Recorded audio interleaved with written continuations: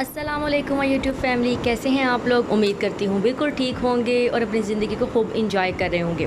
Okay जी, आज day है जिस ड्रामे का जिसको मैं रिव्यू करूँगी इंशाल्लाह, वो है ड्रामा सीरियल प्रेम गली। ये ड्रामा जो है ये लाइट कॉमेडी बेस है और इसके डायलॉग्स मुझे बहुत अच्छे लगे। फ़िलहाल जो मैंने 2 एपिसोड्स देखी हैं, एक्चुअल में ये स्टोरी जो है वो हमज़ा और जोया की है।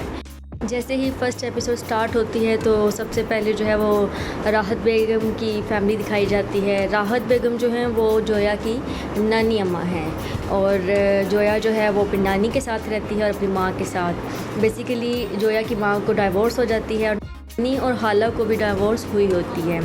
तो चूँकि एक फ़ैमिली में 3 लोगों को डाइवोर्स होती है तो पूरे मोहल्ले में जो उनकी फ़ैमिली है वो इस लिहाज से काफ़ी बदनाम सी होती है कि इस फ़ैमिली में औरतें जो हैं वो तलाक लेके बैठ जाती हैं वगैरह वगैरह, जैसा कि लोग बातें करते हैं।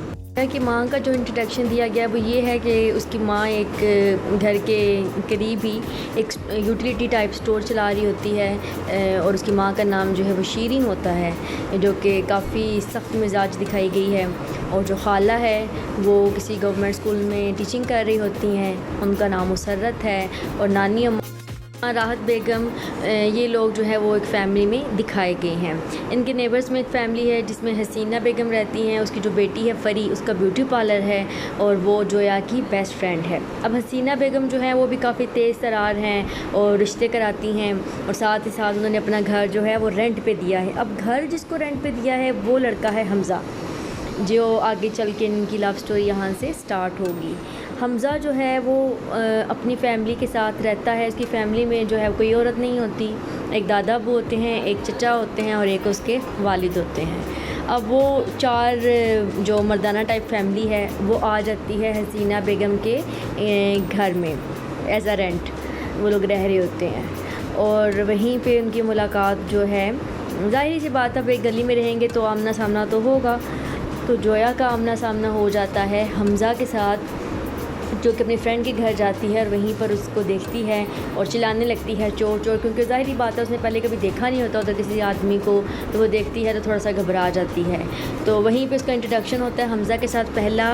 और जो हमज़ा है उसको जोया देखने में कुछ थोड़ी सी अट्रैक्टिव लगती है यहाँ पर। जोया की जो माँ है वो बहुत पॉसेसिव है उसके मामले में ना, वो उसको बिल्कुल परमिशन नहीं देती कि उसकी इजाज़त के बगैर घर से बाहर जाए या अपनी फ्रेंड्स को मिले या मतलब किसी भी गैदरिंग में हिस्सा ले। और जो हमज़ा है दूसरी तरफ वो मतलब किसी ऑफिस में काम कर रहा होता है और एक लिहाज से जो है वो खुद मुख्तार होता है, अपनी ज़िंदगी को अपनी मर्ज़ी से जी रहा होता है और साथ साथ अपने घर को भी देख रहा होता है। घर के जितने भी छोटे मोटे काम होते हैं वो खुद करता है और यहाँ तक कि झाड़ू देना और दादाजी को संभालना और अपने बाप के लिए खाना पकाना वगैरह सब कुछ वो खुद कर रहा होता है। अब जोया जो है वो कॉलेज स्टूडेंट है, पढ़ने के लिए जाती है और माँ जो है वो पक्की निगरानी रखती है। अब चूँकि उसकी माँ काफ़ी सख्त मिजाज औरत है तो पूरे मोहल्ले को पता है कि ये लड़ाकी है, इसने जो है वो कोई बात बर्दाश्त नहीं करनी और फ़ौरन हाथापाई पे आ जाना है। तो गली के जो भी लड़के हैं या कोई भी आने जाने वाले आदमी वो कभी भी नहीं देखते जोया को, बल्कि जो यंग लड़के होते हैं वो देख के रास्ता बदल जाते हैं, क्योंकि उन्हें उसकी माँ का पता होता है जिसकी शॉप भी उसी गली में होती है। माँ की बहुत ज़्यादा सख्ती की वजह से जोया की कोई और फ्रेंड तो नहीं होती, अलबत्ता उसके नेबर्स में जो लड़की फ़री रहती है उसके साथ उसकी काफ़ी अच्छी दोस्ती होती है और वो अपनी चीज़ों को काफ़ी शेयर करती है। अब जो हसीना बेगम है फ़री की माँ, वो जैसे ही अपने जो है वो किराएदार रख लेती है तो उनके घर में जाती है, उनको समझाती है आपको घर तो दे दिया है लेकिन आपकी फ़ैमिली में कोई औरत नहीं, तो इस तरह मोहल्ले में जो है वो लोगों के लिए थोड़ी सी परेशानी बन जाएगी, तो आप लोगों ने इस चीज़ का बहुत ख्याल रखना है। और बताती है कि बिल्कुल सामने जो घर है इसकी तरफ तो आपने आँख उठा के भी नहीं देखना, क्योंकि इधर जो फैमिली रहती है वो खैर से सारी तलाक याफ्ता हैं और काफ़ी सख्त मिजाज भी हैं, ख़ास तौर पे उनमें जो शीरी हैं। अब जो दादाजी होते हैं, जो चचा जी होते हैं, उनकी तो आंखें खुल जाती हैं। ज़ाहिर बात है दादाजी जो है उनकी भी वाइफ़ की डेथ हो जाती है, चचा की वाइफ़ की हो जाती है और जो हमज़ा है उसकी माँ भी उसकी पैदा होते ही जो है वो फ़ौत हो जाती हैं। तो उधर थोड़ा सा फ़नी दिखाया गया है कि जैसे ऐसे गुमान गुज़रता है कि आगे जाके उन लोगों की कोई ज़्यादा ही दोस्ती हो जाएगी, जैसे उसकी खाला है मुसर्रत, उसकी चचा की। जो मेरा अंदाज़ा है वो तो आगे चल के पता चलेगा किसकी फ्रेंडशिप होती है और किसकी नहीं होती। खैर हसीना बेगम अपनी तरफ से जो समझाना आता है वो समझा देती है और फिर जाती है नेक्स्ट डे शीरीन के घर। तो वो लोग फिर पूछती हैं कि भाई तुमने ऐसे छड़े लोगों को क्यों रख दिया, तुम्हें नहीं पता हमारे मोहल्ले में। खैर वो टाल टूल देती है उन्हें, फ़िलहाल तो उसने उसको टाला हुआ है। अब जैसे जैसे स्टोरी आगे बढ़ेगी तो फिर पता चलेगा शीरीन का क्या रवैया होता है हसीना के साथ, या हसीना उन्हें रखती है या उन्हें छोड़ जाने को कहती है, या फिर वो लोग खुद ही नहीं रहना चाहते या रहेंगे, ये तो आगे चल के पता चलेगा। अच्छा, यहाँ पे स्टोरी में एक दिखाई गई है ताऊ। वो जो ताऊ हैं जैसे मोहल्लों में अक्सर होते हैं ना कुछ आदमी जिन्हें बिला वजह बस शौक़ होता है दूसरों को सजेशंस देने का या डांट डपट करने का या समझाने का, ऐसे ना करो वैसे ना करो। गली का हर लड़का उनसे तंग आया हुआ होता है या हर लड़की भी तंग आई होती है, जो बिला वजह कह रहे होते हैं इधर ना खड़े हो, इधर ना बातें करो, ऐसे कर लो वैसे कर लो, तुम्हारा दुपट्टा सर पे क्यों नहीं है। इस तरह की बातें जो है कुछ लोगों को करने का बड़ा शौक़ होता है। अब शीरीन की हाला का मैं थोड़ा सा तारुफ देती हूँ। ये है कि जो उसकी हाला है वो मैंने पहले भी बताया कि एक स्कूल में पढ़ा रही होती हैं। अब उनको जब से डिवोर्स होती है वो इतनी उदास, परेशान और ओवर सेंसिटिव हुई हुई होती हैं कि बात बात बस वो रोना शुरू कर देती हैं। और कोई थोड़ा सा उनका मुझे नफसियाती मसला भी लग रहा है कि हर चीज़ में वो बस अपने आप को ही कसूरवार समझ रही होती हैं। यहाँ तक कि जब वो एक दिन वो अपने स्कूल में लंच कर रही होती हैं तो उनके समोसे में से आलू नहीं निकलता, तो वो उस पर भी रो के कहती हैं कि मेरे तो नसीब ही ख़राब है, इसमें से आलू भी नहीं निकला मेरे लिए। तो उनकी मुझे थोड़ी एक्टिंग काफ़ी फ़नी सी लगी। और जो उसकी नानो है वो काफ़ी मुझे समझदार खातून लगती हैं। गो कि उन बेचारी को भी पास में डिवोर्स हो चुकी है, जिनकी वजह से लोग जो है काफ़ी बातें करते हैं, लेकिन वो मुझे कुछ थोड़ी भले माने सी लग रही हैं। और इसकी माँ जो है वो बहुत ज़्यादा लड़ाकी और गुस्सीली है। खाला जो है वो थोड़ी सी जो है नफसियाती टाइप भी है और सेंसिटिव भी बहुत है। अब दूसरी बात करते हैं हमज़ा की, तो उसके जो दादाजी और चचा जी हैं वो हर टाइम घर पे ही पाए जाते हैं। और जो उसका उसके वालिद की एक बात जो मुझे देख के काफ़ी फ़नी लगा वो ये कि वो जब भी कहीं घर से बाहर जाते हैं, ये खाना खाने लगते हैं, ये कपड़े पहनने लगते हैं, हमेशा अपना ना हॉरोस्कोप देखते हैं कि उसमें आज क्या है, क्या मैं ये खाना खा सकता हूँ, क्या मैं ये कपड़े पहन सकता हूँ। वो बहुत फॉलो करते हैं उस चीज़ को। तो उनका भी एक अपना ही लेवल है। तो उनका जो सबसे पहला सीन था जहाँ पे उसको इंट्रोड्यूस कराते हैं, वो जब पहली बार आते हैं इस गली में रहने के लिए, और वो पहली बार जाता है कुछ ग्रॉसरी लेने के लिए। तो जैसे ही शीरीन की शॉप पे पहुँचता है तो कहता है कि मैंने खाता खुलवाना है। ज़ाहिर है वो तो पुरानी रहने वाली है। वो पूछती है कि भाई तुम किधर से आ गए हो मियाँ? तो वो कहते हैं हम आज ही आए हैं इस मोहल्ले में। तो वो कहती है आए हुए अभी तुम्हें सुबह से शाम नहीं हुई और तुमने आते ही खाता खुलवाना शुरू कर दिया। तो वो पहले तो बताता है जी 1 किलो ये दे दो, तो फ़लानी चीज़ आधा किलो दे दो। लेकिन जब वो समझ आ जाती है कि अब मेरा खाता नहीं खुलेगा, तो वो कहता है 1 छटांक ये दे दो, 1 पाव ये दे दो, मुझे तो शुगर है तो मैं चावल नहीं खाता और ये वो। तो वहाँ पे उसका थोड़ा सा लालचीपन और थोड़ा सा जो है वो कंजूसी भी दिखाई गई है। ये भी मुझे काफ़ी फ़नी लगा।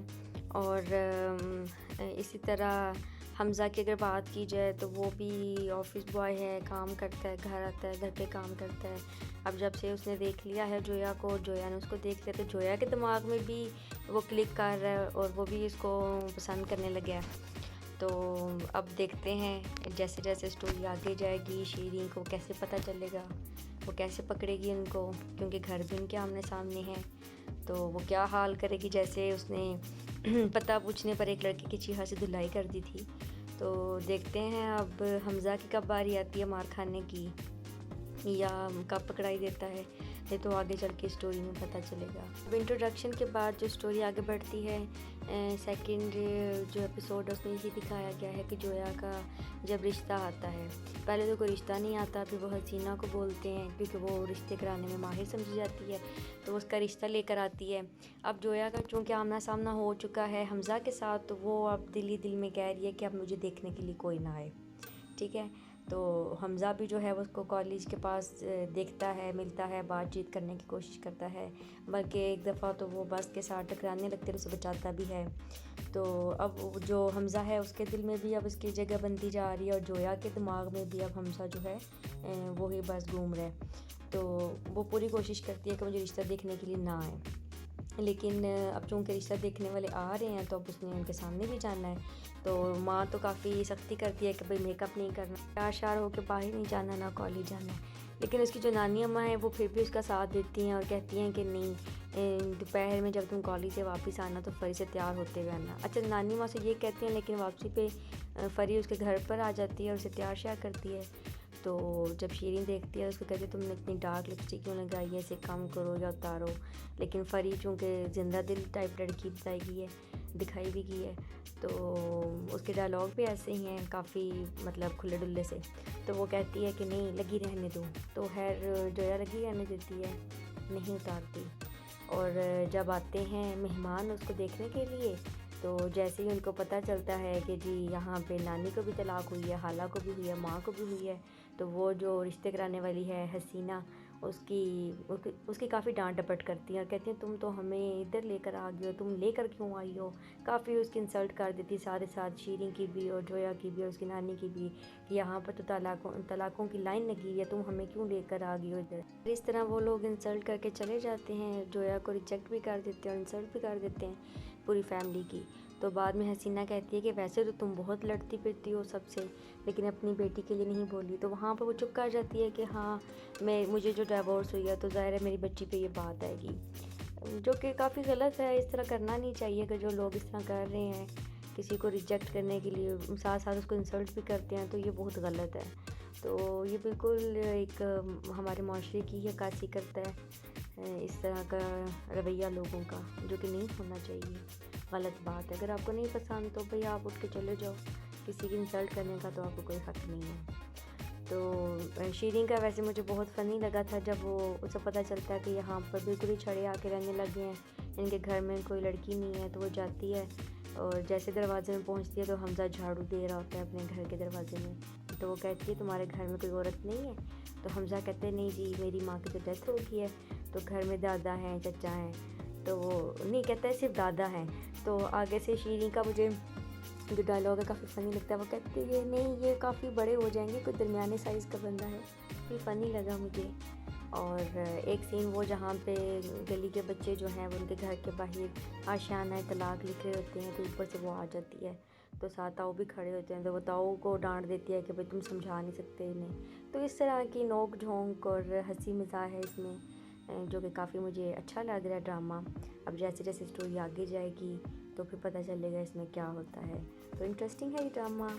अब देखते हैं कि किस टाइम तक हमें अच्छा लगता है और हम देखते रहेंगे या एंड तक देखेंगे, ये तो हम आगे चल के ही डिसाइड कर पाएंगे। अभी फिल वक्त तो हम कुछ नहीं कह सकते।